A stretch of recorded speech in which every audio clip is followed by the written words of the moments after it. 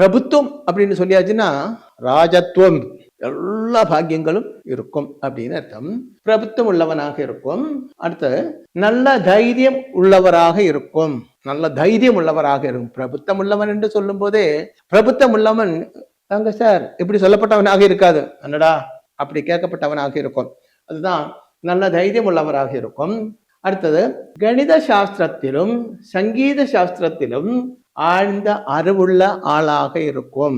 அப்போ உங்க ஜாதகத்துல பாஸ்கர யோகம் இருந்தா ஜோதிஷம் படிச்சுக்கோங்க, சூப்பராகவும் பேரும் பெருமையும் உள்ள ஒரு பெரிய ஜோதிஷி ஆக முடியும்.